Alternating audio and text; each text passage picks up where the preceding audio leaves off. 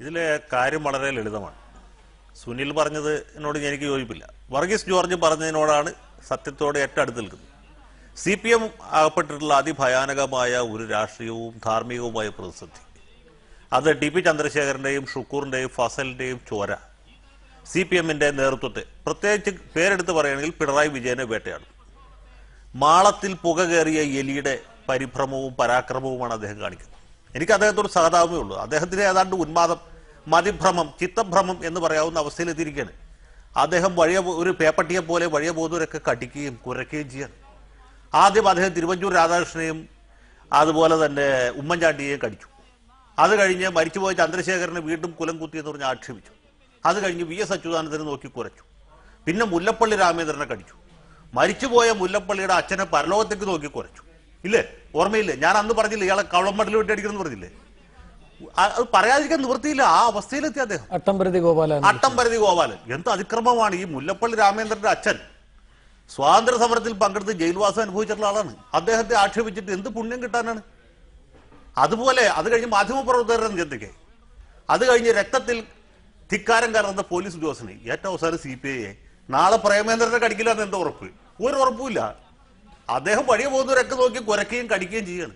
അദ്ദേഹത്തെ കൈകാര്യം ചെയ്യേണ്ടത് ഈ നല്ലവരായ നാട്ടുകാരാണ്. നമ്മളത് ചെയ്യേണ്ടി വരും. മിക്കവാറും ആളുകൾ ഈ രീതിയിൽ കൈകാര്യം ചെയ്യും. പേപ്പട്ടികളുടെ വിധി എന്തായിരിക്കും ഏറ്റവും അവസാനം നിങ്ങൾക്ക് അറിയാൻ പറ്റില്ലേ? ആ അവസ്ഥയിലെത്തി. വേറൊരു കാര്യം കൂടി ഞാൻ പറയട്ടെ. വൈക്കം വിശ്വൻ പറഞ്ഞതിന് അദ്ദേഹം അങ്ങനെ അവിവേകം പറയുന്ന ഒരാളല്ല. മിതത്വം പാലിക്കുന്ന ആളാണ്, സംയമനമുള്ള ആളാണ്. പിണറായി വിജയൻ വൈക്കം വിശ്വനെ ആക്രമിച്ച കാര്യം അറിയാൻ പാടില്ലേ എന്ന് ചോദിച്ചപ്പോൾ വിശ്വൻ എന്നെ മർദ്ദിച്ചിട്ടുണ്ടെന്ന് പറയുന്നു. അത് നമ്മൾ വേറൊരു രീതിയിലാണ് കണ്ടത്. വേറൊരു കാര്യം ആലോചിച്ചു. ഈ 3 ജയരാജന്മാരല്ലാതെ, ഇളമരം കരിയുമല്ലാതെ CPMൽ തലക്ക് വെളിവുള്ള ഏതെങ്കിലും നേതാക്കന്മാർ ഇതിനോട് കൂട്ടുനിൽക്കുന്നുണ്ടോ? MA ബേബി നിൽക്കുന്നുണ്ടോ? തോമസ് ഐസക് പറയുന്നുണ്ടോ? ഇല്ല. ആനത്തലവട്ട ആനന്ദം പോലും പറയില്ല. ഈ കൂട്ടത്തിൽ ഏറ്റവും ശുദ്ധന ആനന്ദന. ആനന്ദം പോലും ഇവർ പറയുന്ന രീതിയിൽ പറയില്ല. CPIക്കെതിരെ പറയില്ല, RSPക്കെതിരെ പറയില്ല, മുല്ലപ്പള്ളിക്കെതിരെ പറയില്ല, തിരുവഞ്ചൂരിനെതിരെ പറയില്ല. നേരത്തെ ഒരിക്കൽ തിരുവഞ്ചൂരിനെ കുറിച്ച് ആക്ഷേപിച്ച് പറഞ്ഞപ്പോൾ വിശ്വൻ തന്നെ തിരുത്തി. തിരുവഞ്ചൂർ യോഗ്യനാണ്, എല്ലാവർക്കും അറിയുന്ന കാര്യമാണ്. തിരുവഞ്ചൂർ രാധാകൃഷ്ണൻ അങ്ങനെ ആരും ഉപദ്രവിക്കുന്ന ആൾക്കല്ല.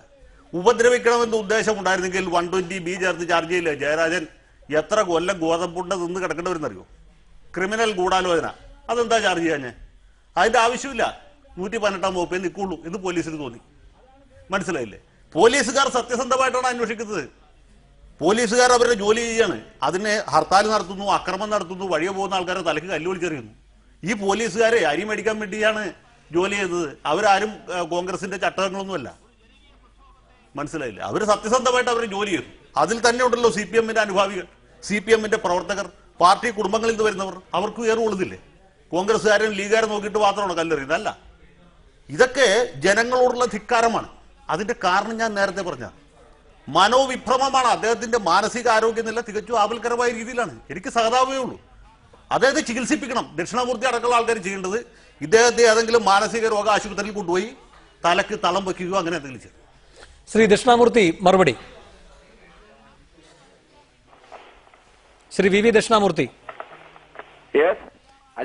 താങ്കൾ ഈ പ്രതികരണങ്ങൾ കേട്ടെങ്കിൽ മറുപടി. TV ചർച്ച എന്ന് പറഞ്ഞാൽ സാമാന്യ മര്യാദ ലംഘിച്ചുകൊണ്ട് എന്തും പറയലല്ല. TV ചർച്ചയിൽ ഞങ്ങളൊക്കെ പങ്കാകാറുണ്ട്. പക്ഷെ പരസ്പര ബഹുമാനം വേണം. പട്ടിയെന്നും പൂച്ച എന്നും വിളിക്കുന്ന സംസ്കാരം അത് പട്ടിക സംസ്കാരമാണ്. ആ പട്ടിക സംസ്കാരമുള്ള ആളുകളെ TV ചർച്ചയിൽ വിളിച്ചാൽ അത് ഞങ്ങളൊന്നും വിളിക്കരുത്. മാന്യതയുള്ളവരെ വിളിക്കണം. മാന്യമുള്ള ആളുകളാണ് വേണ്ടത്. പിണറായി വിജയനെ പട്ടിയെന്ന് വിളിച്ചിട്ട് ഒരു TV ചർച്ച ഏത് പട്ടിയാണ് വിളിക്കുന്നത്? ആ രീതിയിലാണോ TV ചർച്ച? പിണറായി വിജയന് ഉത്തരവാദപ്പെട്ട പാർട്ടിയുടെ നേതാവാണ്. പിണറായി വിജയന് വിമർശനം പറയാം, വിമർശനം ശക്തമായിട്ട്. പിണറായി വിജയനെ ശരിപ്പെടുത്താൻ വേണ്ടി കുറെ ആൾ ആഗ്രഹിക്കുന്നുണ്ട്. അവരുടെ ആഗ്രഹം നടക്കാൻ പോവില്ല.